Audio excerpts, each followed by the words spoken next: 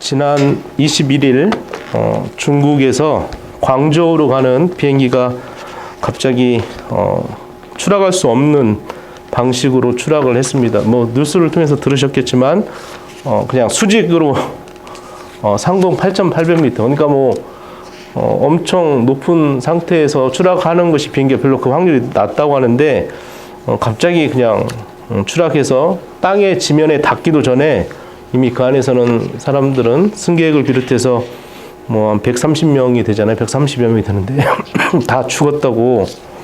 그리고 이제 땅에 부딪혔을 때는 시체를 발견할 수 없는 그 잔해가 좀 있는 속에서 시체는 뭐 발견되지 못할 정도로. 근데 이제 최근에 20대 여자 탑승객 샹모 씨래요. 근데 그 사람이 쓴 것으로 추정되는 메모가 하나 발견됐는데, 그 메모에는 그 여자는 20대에 광저우에 가서 그 보석 박람회에 이제 자기 옥을 파는 사람이었는데, 옥에 대한 공부를 이제 비행기 안에서 하고 그 행사를 준비하고 있었던 그 메모지가 발견됐는데, 이제 옥이라는 것은 이제 자기가 써놨대요. 그 사람이 이제 설명해 주려고 했는가 봐요. 한 해의 무병장수를 기원하고 뭐 행운을 상징하는 거다, 이제 이렇게 쓰면서 시작되는 메모였고, 이제 마지막 부분에 이제 이런 글이 있었대요. 이 여자가 20대지만 어떤 종류의 목표가 추진할 가치가 있는가, 그리고 그 가치는 영원한 것인가 라고 이렇게 써놨대요. 다시 한번, 어떤 종류의 목표가 추진할 가치가 있는가. 우리가 다 목표를 가지고 있잖아요. 그 목표가 추진할 가치가 있는가, 그리고 그 목표는 영원한 것인가. 이 사람이 크리스찬인지 아닌지는 잘 모르겠어요. 그런데 영원이라는 단어를 쓰면서 내가 추구하고 내가 지금 하는 일들이 가치가 있는가, 그리고 내 그 목표는 그 가치는 영원한 것인가.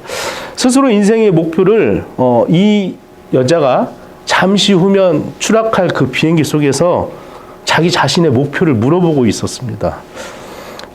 여러분에게 어떤 목표가 있습니까? 추진할 가치 있는 더 중요한 가치가 혹시 영원한 것이 있습니까? 묻고 싶습니다. 우리는 우리의 목표를 설정을 해요. 그리고 가치를 바라봅니다. 아무 가치 없는 목표를 우리가 세우진 않아요. 누구든 자기의 목표를 가치에 두는 것, 영원할 수 없는 더 소중하지 않는 가치를 두고 눈앞의 현실에 닥쳐서 그 가치 목표를 위해서, 그럼에도 불구하고 우리는 허우적될 때가 많습니다. 여기 말라기 본문도 그렇다는 것입니다. 이스라엘 백성들은 지금 바벨론 포로에서 돌아와요. 그리고 가나안 땅으로 돌아왔을 때 그들에게 곧 펼쳐질 어떤 메시아, 이제 해방됐기 때문에 메시아 시대를 기대하고 고대하는 그 상황이 있었습니다. 그럼에도 그런 상황을 기대했는데 이 말라기서의 상황은 아주 극도로 힘든 상황에 있습니다. 삶은 완전히 피폐해서 하나님께 드릴 만한 것도 없고, 더 뺏기고 더 평화롭고 메시아가 와서 우리를 다스려 주기를 원하는 그 상황 속에서 이들의 경제적인 상황뿐만 아니라 모든 집과 이런 모든 형편들은 아주 바닥에 이를 정도로 피폐한 상태였는데, 그래서 그들이 야훼 하나님께서 속히 오셔서 자신들을 구원해 주시고 평화와 또 행복과 그것을 누리게 해줄 것이라고 생각했지만, 그러나 그런 일은 그때 당시 이 땅에서는 일어나지 않았습니다. 다윗의 집을 회복시키지 않았다는 것입니다. 물론 포로 귀환 이후에 많은 좋은 일들이 있긴 있었어요. 그게 무엇이냐면 예루살렘의 성벽을 재건했던 일들도 있었고 성전을 재건했던 일도 있습니다. 그러나 실망스러운 일이 더 많았던 것입니다. 그들은 여전히 페르시아, 곧 바사, 메데 바사로 이어지잖아요. 이 바사 제국의 통치하에 있었거든요. 그리고 이 통치하에 있음으로 인해서 진정한 독립을 이루지 못했고 여전히 바사 제국의 속박 아래 있었습니다. 그래서 그들이 의문이 생긴 거예요. 하나님이 정말로 당신의 약속을 지키실 것인지 아닌지. 그 약속이라는 것은 오시겠다는 거거든요. 그래서 그 메시아 나라를 세우겠다고 하셨는데 정말 지키실 것인지. 그래서 하나님은 정말로 또한 행악하는 자들, 그러니까 악을 행하는 자들을 악인들을 심판하실 것인가? 왜냐하면 주변에 악인들이 너무 많아요. 같은 동족끼리 뺏고 그것을 막 이게 피폐할 정도로 훔쳐가고 이거 많이 하고 있거든요. 그래서 저희가 읽었던 이 말라기 말씀에 3장 5절 말씀이었죠. 3장 끝부분에 그 5절 말씀에 보면 아주 악행에 대한 그 내용이 다 읽었던 말씀입니다. 제가 죄송한데 한번 보겠습니다. 3장 5절에 보면 내가 심판으로 너희에게 임할 것이라. 점치는 자에게와 간음하는 자에게와 거짓 맹세하는 자에게와 품꾼의 삭스에 대하여 억울하게 하며 과부와 고아를 압제하며 나그네를 억울하게 하며 나를 경외하지 않은 자들에게 속히 증언하리라. 만군의 여호와가 말하니라. 그러니까 지금 이 부분만 읽어도 약한 자들, 그리고 하나님의 율법을 떠난 자들, 거기에 또 악을 행하는 자들, 이게 수없이 표현이 되고 있는 내용이 지금 나와져 있다는 것입니다. 그래서 하나님은 정말로 공의로우실까? 이 사람들이 생각하는 거예요. 하나님은 사람들의 죄를 처벌하지 않으시는 것 같다. 행악자들의 죄를 그냥 묵인하는 것 같다. 하나님은 아무것도 하지 않으시는 것 같다. 세상을 보아하니 이들이 죄를 짓고 더 행복하게 더 잘 사는 거 보니까 너무 불공평한 것은 분명하다. 이게 이제 이들의 생각이었습니다. 그러면서 한마디로 공의의 하나님은 어디 계시는가? 17절입니다. 17절 읽겠습니다. 너희가 말로 여호와를 괴롭게 하고도 이르기를 우리가 어떻게 여호와를 괴롭혀 드렸나이까 하는도다. 이는 너희가 말하기를 모든 악을 행하는 자는 여호와 눈에 좋게 보이며 그에게 기쁨이 된다 하며 또 말하기를 정의의 하나님이 어디 계시냐 하미니라. 정의 하나님이 어디 계시느냐? 오히려 바로 위에 그에게 기쁨이 되는데 악을 행하는 자는 여호와의 눈에 좋게 보이는데 이게 도대체 정의 하나님이 어디에 계시느냐 한다는 것입니다. 이렇게 묻습니다. 공의 하나님은 어디 계십니까? 아까 말씀드렸던 영원한 가치, 그 목표였던 하나님이 아무 일도 안 하고 고통 속에 피폐한 우리에게 아무것도 하지 않는 것 같다는 것입니다. 하나님은 정말 계시는가? 영원한 가치 목표였던 하나님이 그냥 이들의 생각 속에서, 이 현실 속에서 사라지는 순간입니다. 백성들은 악을 행하는 자들을 인정해 주시는 하나님을 비난까지 합니다. 하나님의 거룩하심에 의문을 던져요. 냉소적으로 공의 하나님이 어디에 계십니까? 그들은 하나님의 공의를 의심하기 시작했고 백성들의 이런 태도는 여호와를 괴롭혀 드렸다라고 17절에 말하고 있습니다. 하나님 마음이 이 말씀을 하나님이 안 들으시겠어요? 다 들었죠. 사람의 속을 다 감찰하시는 분이 이 상황 속에서 이러한 말라기 선지자를 통해서 이렇게 말하는 것들에 대한 평가를, 사람들의 평가를 하나님이 다 들으시고 계시는 건데 그 하나님의 마음이 괴롭기가 여지없다는 것입니다. 어이구. 아멘. 네, 괴롭습니다. 맞아요. 맞는데 맞는 것 같네요. 생각해보니까 맞는 것 같아요. 17절은 믿음을 저버린 질문들이 이렇게 나와져 있습니다. 그들은 자신들의 상황을 그럼에도 불구하고 하나님께 호소하지 않았습니다. 하나님 이렇게 되니까 하나님 우리의 문제가 너무 심각하지 않습니까? 기도하지 않았어요. 그냥 하나님 안 계시죠? 라고 불평하고 그냥 백성들은 불평하고 심지어는 어떻게까지 말하냐면 3장 14절 한번 볼게요. 3장 14절 제가 읽어드릴게요. 바로 아래쪽인데요. 이는 너희가 말하기를 하나님을 섬기는 것이 헛되니 만군의 여호와 앞에서 그 명령을 지키며 슬프게 행하는 것이 무엇이 유익하리요. 하나님을 섬기는 것이 헛되다고까지 백성들의 마음속에 올라온 것입니다. 그러니까 하나님께 이 상황에 대해서 기도하지는 않고 이 불평과 섬기는 것이 헛되지 않습니까? 당신 계십니까? 까지 나가는 거예요. 하나님을 섬기는 것이 소용없다. 하나님은 돌봐주시지 않는다. 하나님의 선하심과 어떤 그 신뢰함에 이의를 제기하고 있는 상황인 것입니다. 자, 여기서 한번 잘 생각해 보기를 원합니다. 말라기서를 읽으면, 아니 이제 우리가 세상을 살면서 똑같은 상황인데요. 우리는 철저히 도덕주의적인 어떤 착한 선을 생각합니다. 우리가 이렇게 하나님께 하면 이렇게 하나님께서 응해 주시겠다라고 생각하는, 우리의 생각하는 도덕 기준이 있어요. 그래서 말라기도, 세상도, 이 말라기서도 보면 행위에 대한 단어가 많이 나오거든요. 어떤 행위에 대한, 그러니까 행위, 또 그 행위에 대한 말을 많이 합니다. 우리가 아무리 착하게, 그리고 살고 착한 행실로 선을 다하려고 해도 우리의 행위의 선은 충분하지 못해요. 어디 앞에서? 하나님 앞에서는 그 선은 충분하지 못합니다. 그래서 우리는 옳은 일을 행하지 않았다는 거예요. 우리가 생각한 옳은 일은 하나님의 기준에서는 옳은 일이 아닐 수 있다는 거예요. 그런데 하나님의 백성들의 불신실함, 그러니까 하나님을 신뢰하지 못하는 그 불신실함은 항상 어떤 믿음의 실패에 대한 핵심에 있어요. 신실함의 핵심은 바로 믿음인데, 그러니까 행위와 반대로 믿음이라는 걸 생각할 때 행위적으로는 내가 이렇게 하면 하나님 기뻐하시겠지, 내가 이렇게 생각하면 하나님 기뻐하시겠지, 이런 게 아니라 오직 하나님을 기쁘시게 할 수 있는 것은 히브리서에도 말한 대로 바로 무엇이냐면 믿음이에요. 믿음이 없이는 하나님을 기쁘시게 할 수 없습니다. 그런데 우리가 눈에 보이는 것 때문에 내가 좋을 때 이렇게 살다가 그렇지 않을 때는 하나님 계시지 않는가? 하나님 뭐 나를 보지 않으시는가? 그분은 나에게 신실하지 않으시는 것 같아? 우리가 할 수 있으면 얼마나 행위로 하나님을 기쁘게 할 수 있어요. 우리의 생각조차도 이 말라기서나 우리의 지금 삶처럼 하나님과 동떨어진, 하나님이 계시지 않는 것 같아, 하나님 일하시지 않는 것 같아 라고 생각하는 그 믿음 없는 불신실한 우리의 심령이 하나님을 향해서 불신실한 마음이 우리를 차고 팽배하다는 것입니다.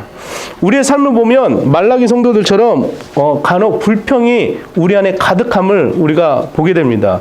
왜 내가 이런 고통과 대우를 받아야 되는지, 또 원망적인 삶을 또 삶에 대한 대우를 받아야 되는지, 저 사람의 행위는 옳지 못한 것 같은데 왜 그 사람은 승승장구하는지, 왜 저 사람은 인정받고 있는지, 더 나보다 일도 열심히 안 하는 것 같은 인정받고 있는지, 심지어는 악인이 정직하지 못한 자가 더 부자로 호의고식 하는지, 뭐 다 그런 건 아닌데요.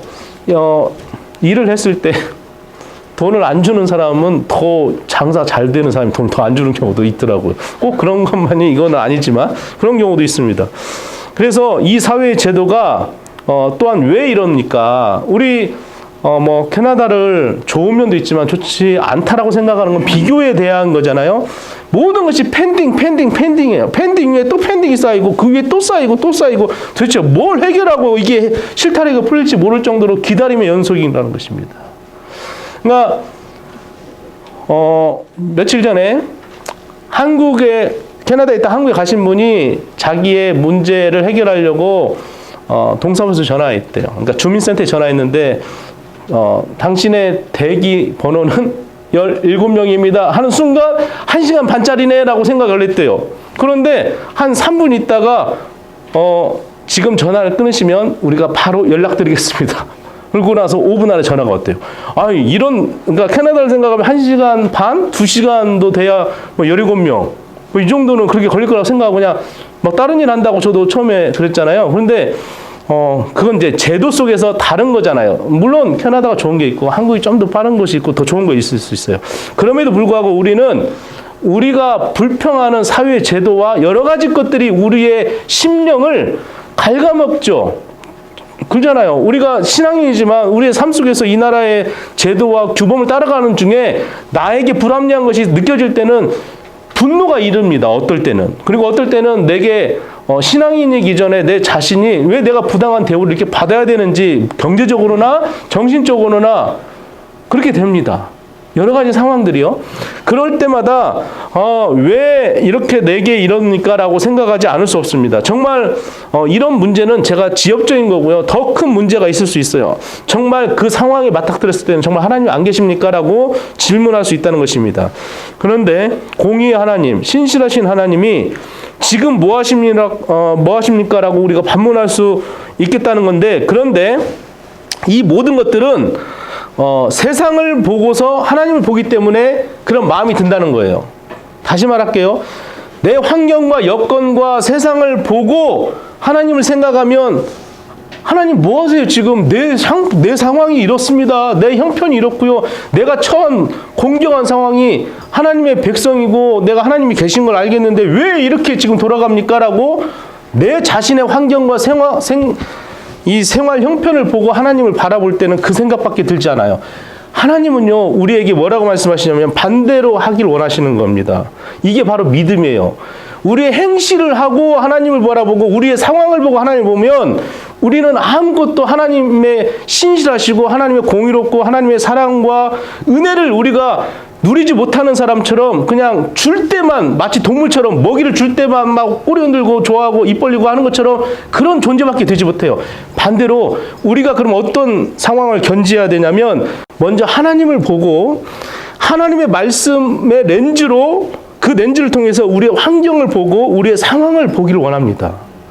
하나님께서의 상황으로 보시면 아니 왜 이렇게 조급하냐? 내가 네 문제를 해결할 건데 왜 이렇게 조급하고 네 상황 속에서 왜 이렇게 불평이 있고 네가 그렇게 죽게 생겨도 죽이지 않는다라고 말씀하시잖아요.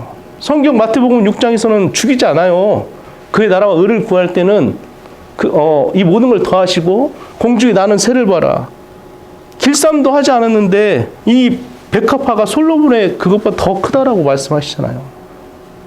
영광보다. 그러면 하나님이 우리를 이 땅에 보내실 때는 아무것도 없이 그냥 광야에 그냥 죽든 말든 그냥 그 야수와 맹수들 사이에 그냥 버려진 것처럼 버렸습니까? 그렇지 않잖아요. 하나님의 말씀 속에서 우리의 삶을 보면 우리 입장에서는 굴곡되고 하나님 안 계신 것 같지만 하나님 입장에서는 하나님의 렌즈와 하나님의 말씀의 렌즈로 보면 우리의 삶은 그렇게 절망적이지 않습니다. 오늘 그 내용이 나와져 있다는 것입니다.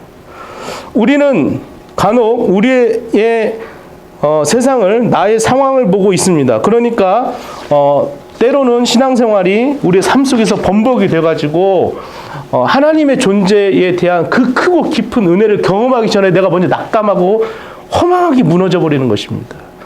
즉 현실을 통해서 환경을 통해서 하나님의 속성을 보고 있다는 거예요. 우리 현실 속에서 아니 공의로우신데 왜 저 사람이 더 잘 되죠?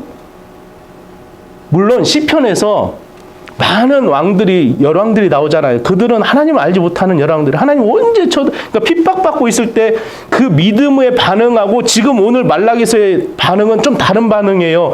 여기는 아주 믿음이 없는 상태의 모습이고 시편은 믿음의 선배들이 하나님을 철저하게 신뢰하면서 그렇게 살아감에도 불구하고 하나님 이 주변의 열왕들이 우리를 핍박합니다. 이걸 어떻게 하시겠어요? 하나님은 분명히 하실 거예요. 이런 믿음의 고백이에요. 믿음의 아우성이라고. 근데 여기는 믿음의 아우성이 아니라고요. 철저하게 그냥 내 환경 속에서 그냥 살면서 그냥 하나님 한번 안 계시네 하고 막 그냥 원망과 불평을 보고 있는 거예요. 그래서 하나님의 속성을 내 삶의 기준으로 보면 아무것도 보이지 않습니다. 내 현실을 통해서 환경을 통해서 하나님의 말씀을 판단합니다. 내 상황 속에서는 그래서 또 한편으로는 공감되는 게 어떤 말씀을 줄치는 게 내게 맞는 말씀만 줄치는 경우가 있을 수 있잖아요. 물론 저는 뭐 그것 때문에 줄 안 치는 건 아니고요. 제가 더 많이 봐야 줄치는 건데 그냥 좋은 말씀만 줄치는 거예요. 자기 보기에 좋은 말씀. 그거 아니라는 거예요. 하나님이 분명히 말씀하시는 온 성경에 한 자도 잘못됨이 없잖아요. 그리고 그 말씀은 다 나를 위한 말씀이잖아요. 그러면 하나님의 기준 속에서 내 삶을 보시길 원합니다. 우리 모두는 우리 처한 환경으로 하나님을 가로막습니다. 우리가 처한 환경으로 우리 원하는 것을 추구하기 위해서 하나님을 판단하는 것입니다. 하나님은 없다. 하나님은 일 안 하시는 것 같다. 하나님은 죽은 것 같다. 이 생각이 18세기, 19세기로 넘어오고 지금 포스트 모더니즘의 이 모든 생각 속에 사람의 생각 속에 신은 죽었다라고 생각하는 더 이상 믿지 않는 하나님이 없어도 충분히 잘 살 수 있다고 생각하는 인간의 교만함의 극치가 지금 상황에 팽배해져 있습니다. 성도 여러분, 우리의 이러한 불신앙의 경고가 나와져 있습니다. 오늘 본문 말씀이 죄악의 핵심은 이런 불신앙입니다. 하나님을 믿지 않습니다. 내 기준의 상황과 형편 속에서 하나님을 볼 때는 불신앙이 되는 거예요. 이 불신앙은 히브리서 3장에 아주 잘 나와져 있습니다. 히브리서 3장 7절에서 19절은 이 내용입니다.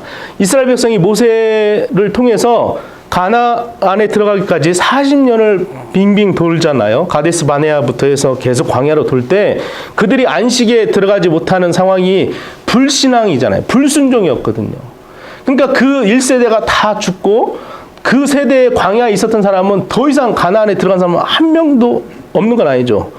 여호수아 갈렙은 들어갔지만 어쨌든 그 상황 속에서 안식에 들어가지 못한 불순종한 이스라엘 백성을 생각하면 신앙의 핵심은 불순종이냐 신실한 하나님의 주시는 믿음을 통해서 내가 반응하는 거냐 그거라는 것입니다. 불신앙은 많은 죄 중에 하나가 아니에요. 내가 불신앙도 하나의 죄고 내가 거짓말도 하나의 죄고 무엇도 죄고 이게 아니에요.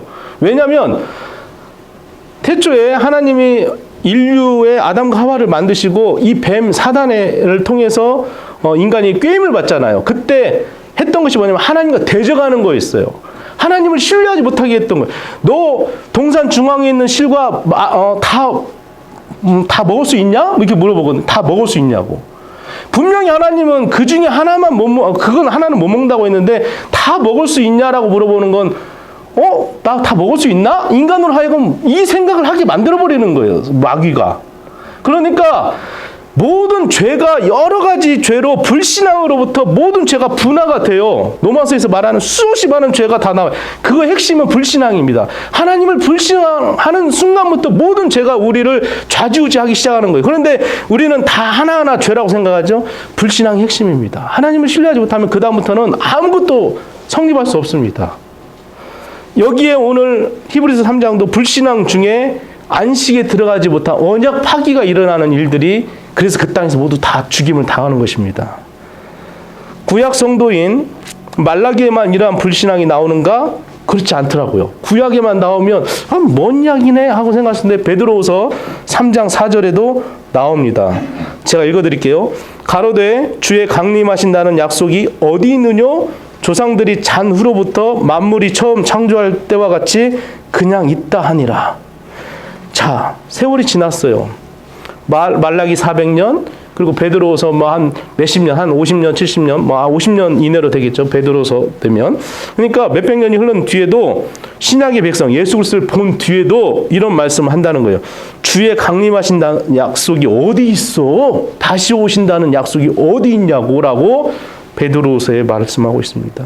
조상들이 잔 후로부터 만물이 처음 창조할 때와 같이 창조 때 이후로 하나님은 일하지 않으신다는 거예요. 지금 하나님 일하시고 않고 계신가요? 일하시지 않으면 언젠가 말씀드렸잖아요. 지구가 가만히 그냥 공중에 떠 있을 수 있어요? 그 떠 있는 중에 많은 행성들이 와가지고 부딪힐 수 있는 그 힘을 어떻게 조화롭게 하나님이 붙잡고 계시는 그 하나님의 섭리를 우리가 측량할 수 없잖아요. 그때 욥기서 많이 말했잖아요. 그때 시간 할애해가면서 하나님이 그냥 놔두시면요 그냥 무너지는 거예요. 우리는 숨도 쉴 수 없더라고요. 제가 지난주 한 주 동안 코 2개가 막혀가지고 죽음이 옆에까지 와 있었어요. 나 숨 못 쉬니까 죽겠구나. 내가 어렸을 때 입으로 숨 쉴 때는 어리니까 막 밖에서 얼음치기 하고 놀다가 오면 그래서 그냥 코가 막히지 이렇게 생각했거든요. 근데 지금 어른이 된 입장에서는 코 숨이 막히니까 죽겠네. 그러면 제가 회개했던 것이 뭐냐면 설교할 때 하나님 뇌 핏줄 하나만 터지면 우리 다 죽어 이놈들아. 내가 중고등부 애들한테 그랬거든요. 진짜 핏줄이 아니라 콧구멍만 막아도 죽겠다는 생각이 여기까지 왔어요. 2개가 막히니까 제발 하나만 뚫려주게.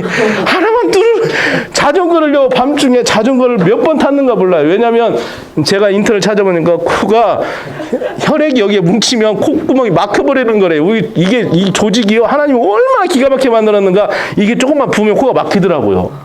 근데 그 혈액을 분산시키래요. 다른 몸으로. 그래갖고 막 이 근육을 만져주면 너 코가 풀린대. 근데 이거 해봤더니 이게 너무 아파져가지고 이제 할 수도 없어요. 여기도 이제 누를 수도 없어요. 근육이 여기가 가깝잖아요.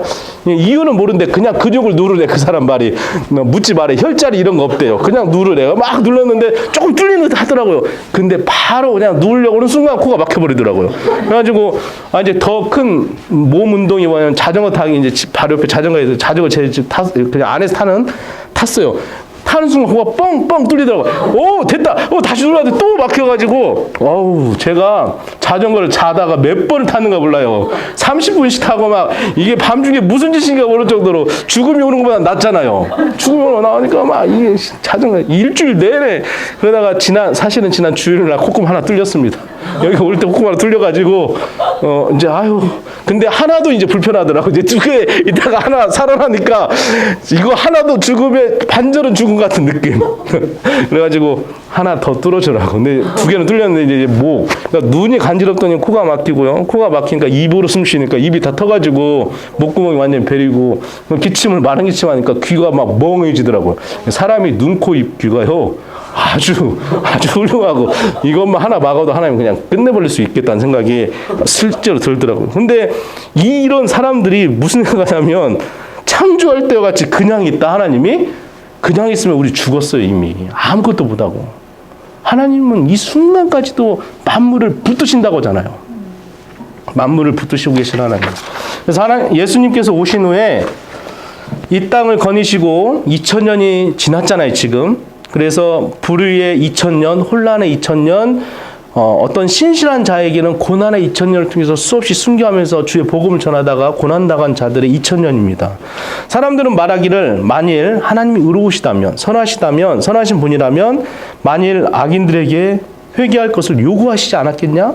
하나님이 계시다면 모든 역사와 일을 이런 식으로 악인들의 손아귀에 넘어가도록 그냥 가만 놔두지 않지 않았겠냐? 뭔가 이런 식으로 행해지지 않게 하셨을 텐데라는 생각을 할 수도 있습니다. 심지어는 신학자들 중에는요 이런 사람들도 있어요. 예수 그리스도의 두 번째 오심, 그러니까 재림에 대한 오심 일어나지 않았지만 결코 일어나지 않을 것 같다, 않을 거야라고 생각하는 신학자들도 있습니다. 아니 성경에 기록이 돼 있고 그들이 신학자라고 하는 그 신학 학문을 그러니까 성경을 연구하는 학자들조차도 재림은 없을 것 같은데 이게 뭐예요? 이게 아닌 거잖아요. 이렇게 썩어 빠진 세상 속에 아주 하나님의 불신앙이 팽배한 게 이 시대의 삶이에요. 말라기도 마찬가지고. 이것이 불신앙인데 과거에 하나님의 선하심을 무시한 것, 하나님의 말씀에서 하나님의 계시를 무시한 것, 소망 없는 미래를 바라본 것, 이것이 모두 불신앙입니다. 저도 성도 여러분 그거 좀 하려고요. 그래서 성도 여러분 막 적어왔는데요. 여기 발음은 안 되네요. 성도 여러분 그거 오늘 우리 가운데 이런 불신앙이 없도록 해야 될 것입니다. 영광 중에 오실 그리스도의 재림의 그 확실성은 그리스도께서 당신의 첫 번째 약속 성취로 확인이 돼요. 아니 한 분 오셨잖아요. 오시기로 약속한 구약의 수없이 많은 선지자들 미리 보내시고 그들을 다 죽임당하게 하고 그러니까 그들이 예수 그리스도에 먼저 와서 전했잖아요 백성들에게. 그리고 그 약속이 신실하게 이루어졌잖아요. 그리고 오늘 그 하나님이 어디 계시냐라고 하는 17절 말씀 뒤에 하나님께서 바로 말씀해 주시잖아요. 만군의 여호와가 이르노라 보라 내가 내 사자를 보내리니 그가 내 앞에서 길을 준비할 것이요 또 너희가 구하는 바 주가 갑자기 그의 성전에 임하시리니 하면서 나오잖아요. 거기에 만군의 여호와가 이르는데 사자 보내겠다고 하는데 이 사자가 누구냐면 세례 요한입니다. 이제는 더 이상 사자 없어요. 이제 예수님 오시기 전에 길을 예비하는 사자 세례 요한을 예언하고 있습니다. 그 세례 요한이 예수님의 길을 예비한 것이고 그리고 너희가 구하는 바 주가 갑자기 그의 성전에 임하신다. 성전에 임하신다는 것은 일반적인 선지자를 말하는 게 아니죠. 그래서 정확하게 하나님께서 없다고 할 때 정확하게 3장 1절에서 말씀하시고 시편 96편 13절에도 이렇게 말씀하고 계십니다. 저가 임하시되 땅을 판단하려 임하실 것이라 저가 의로 세계를 판단하시며 그의 진실하심으로 백성을 판단하시리로다. 오시겠다는 것이잖아요. 다시 말라기서 3장 1절은 조금만 더 집중하시면요. 이게 중요한 내용이 또 요한복음 2장에 있는 말씀하고 연결됩니다. 말라기 3장의 이 1절 말씀은 왜냐하면 예수 그리스도가 나타나셨어요. 지금 말라기 3장 1절에 예수님이 소개되고 있어요. 아까 세례 요한, 예수님은 먼저 앞서서 이 여호와께서 길을 준비할 자, 내 앞에서 길을 준비할 자는 세례 요한이라고 제가 말씀드렸어요. 그런데 그 준비하는 자가 요한복음 2장에 가면 예수 그리스도의 그 공생의 사역 중에서 이런 내용이 나와요. 2장 13절에서 22절까지는 호련히 성전에 오신다는 내용이 나옵니다. 여기도 동일하게 갑자기 그의 성전에 임한다. 갑자기 호련히 같은 말로 성전에 오신다는 내용이 나오는데 그 요한복음 2장에는 예수님이 공생 기간 중에 하셨던 거의 첫 번째 내용이 뭐였냐면 성전에 오셔가지고요. 갑자기 오셔가지고 뭘 하시냐면 거기 보니까 종교의 장사치들이 너무 그냥 깔려있는 거예요. 교회 안에 매매하고 있었던 거예요. 그 재물들을 매매하려고. 멀리서부터 가져오면 상하잖아요. 그럼 상하면 하나님이 이 말라기서 나오지만 절름발이 병신 막 이런 것들 막 바치고 하니까 하나님 이건 다 가져가 버리라고 막 그랬잖아요. 하나님께서 여기서 말하는 말라기서 말하는 것처럼 재물은 하나님 앞에 흠 없는 걸로 드리기로 돼 있었잖아요. 그런데 멀리서 가져오다 보면 흠이 생기죠. 그럼 또 가지러 가려면 시간 걸리고 예배 시간을 늦어버리는, 그러니까 거기서 그냥 파는 겁니다. 그게 하나의 경제 수단이 돼버린 거예요. 이 성전에서 그 짓을 하고 있으니까 예수님이 나타나셔서 장사꾼들을 채찍을 휘둘러서 내어 쫓으신 일이 오늘 오시긴 오셨던 그 성전에 나타나셔서 말라기서에서 왜 성전에 임했을까 보니까 요한복음에 정확하게 말을 하고 있다는 거예요. 예수님께서 이 성전은 내 아버지 집이다라고 말씀하시는 거예요. 그러면 의미가 있을 거 아니에요. 지금 사람들은 하나님이 없다라고 하고 하나님 계시지 않고 하나님의 신실하게 일하지 않네, 없어졌네, 하나님은 죽으셨나 이런 생각하고 있는 중에 가겠다. 어디로 가겠다? 성전으로 가겠다. 호련히 내가 가겠다. 가봤더니 뭐예요? 장사판이 벌어진 거예요. 예수님 가보시니까. 그래서 이 성전은 내 집이다라고 하시면서 요한복음 2장 아까 13절부터 22절 중에 19절을 읽어볼게요. 제가요. 이 성전을 헐라 내가 사흘 동안 일으키리라 라고 말씀하십니다. 이 말씀은 이중적인 내용이 담겨져 있습니다. 예수 그리스도께서는 예루살렘의 성전을 나타내는 그 성전에 이제 가신 거고, 예루살렘 성전에 또 한 가지는 자기 몸의 성전으로 표현하고 있습니다. 왜냐하면 그리스도께서 호련히 성전에 임하신 것도 이 둘 다 내용을 포괄하는데 결국은 거기서 뭐라고 말씀하시냐면 몸을 그러니까 성전을 헐라 내가 3일 만에 세우겠다라고 하시는 말씀이 있거든요. 말라기 3장 1절에 예루살렘의 성전에서 우리 이 성전에 임한다는 그 말씀은 제사장적 질서에 대한 방문, 그러니까 질서를 새롭게 하겠다는 거고, 그 다음에 하나님의 성육신, 하나님께서 이 땅에 육신으로 오시는 그 내용에 대한 예언을 말라기서에서 보여주는 이 두 가지 내용이 같이 교차하면서 성전의 의미를 우리는 새겨봐야 된다는 거예요. 근데 공의 하나님이 약속대로 오실 때에 그분은 누구로 온다? 메시아, 그러니까 사자로 오시는 거고, 어떻게 온다? 인간의 몸으로 성육신하여서 육체적인 성전으로 오신다는 거예요. 그래서 예루살렘의 성전과 그리스도의 몸의 성전이 합쳐졌는데 헐겠다라고 하셔버린 거예요. 요한복음에서 파괴되겠다라고 하신 거예요. 이 두 성전이 파괴되는 거예요. 눈에 보이는 예루살렘이 파괴되고 예수 그리스도의 몸이 파괴되는 거예요. 성전이 파괴되는 겁니다. 이것은 무엇으로 완성이 되냐면 부활하신 그리스도 안에서 새롭게 일으켜 세워지는 거잖아요. 3일 후에 부활하시니까. 그러니까 이 성전에서 그리스도의 몸이 새로운 영광스러운 몸으로 새롭게 창조되어진다는 거예요. 이 성전에서. 이 교회는 주님이 가시고 성령을 보내셔서 성도들에게 이제 비문에 새기지 않고 신비에 새긴 그 예수 그리스도 성령을 우리가 믿음으로 인해서 그 공동체를 이룰 때 예수 그리스도가 성전이었는데 헐고 부활하셔서 떠나가시면 이 땅에 남겨진 건 교회잖아요. 그 교회가 성육신으로 세워진 거잖아요. 그래서 이 교회를 제2의 성육신이라고 하는 거잖아요. 그러니까 이 교회에 모인 이 속에서 드리는 예배는 하나님의 음성을 듣는 공간이고, 하나님이 어디 있냐라고 말하는 것은 그건 바보 천치라는 거죠. 이곳에서 말씀을 듣는 겁니다.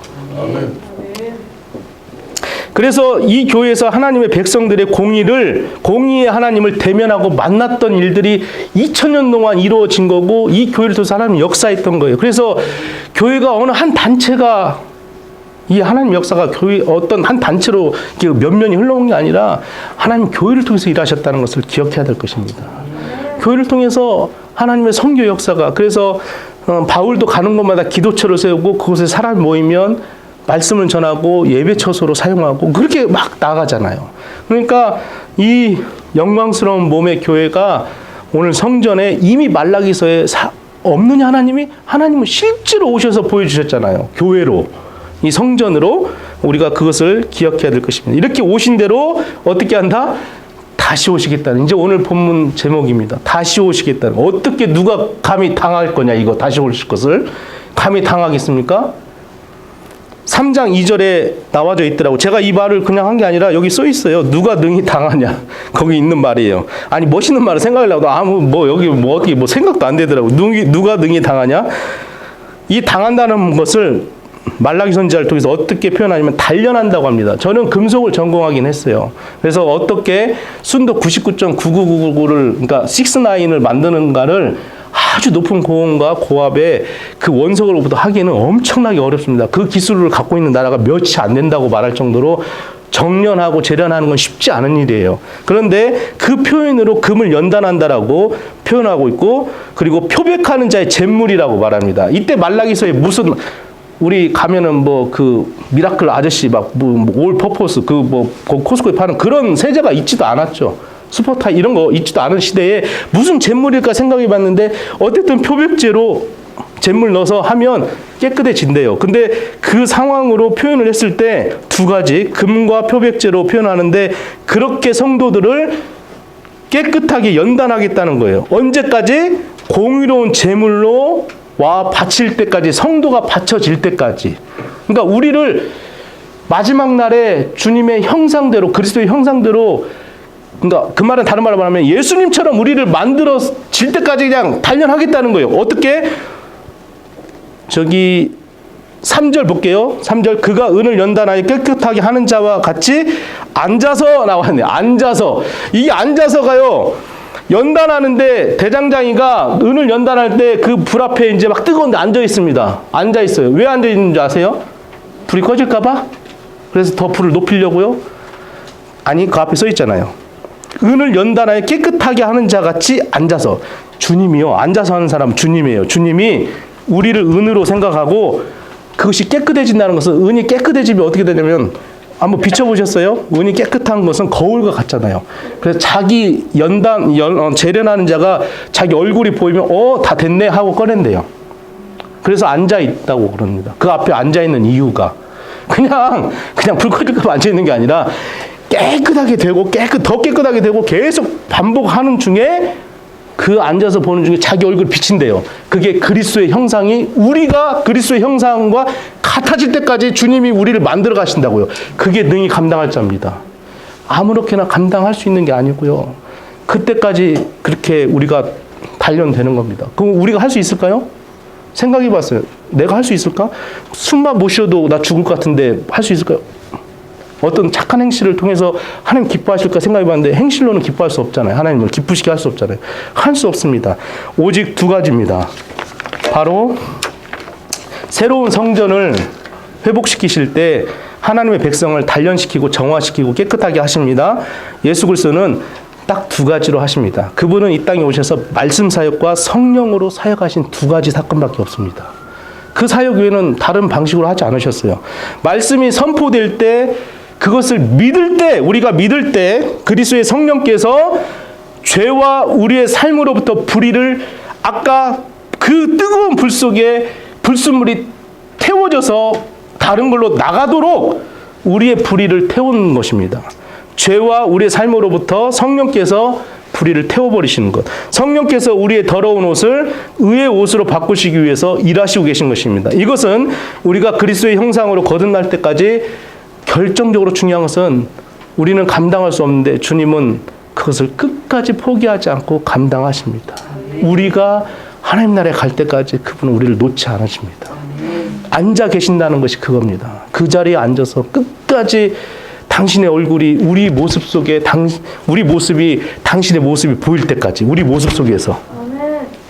그래서 말씀이 불순물을 태우고 성령의 능력에 의해서 우리의 죄를 깨끗하게 하시는 것이 주님의 방식입니다. 이게 주님의 방식이에요.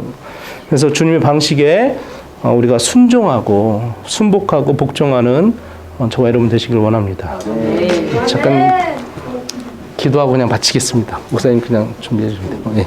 하나님 아버지 감사합니다. 주께서 이 시간 말씀을 주셨사온데 우리 심령이 주의 강림하실 그때까지 우리의 눈으로 하나님을 보는 게 아니라 하나님의 말씀의 현미경으로, 하나님의 입장에서 내 자신의 환경과 여건을 보게 하시고, 나는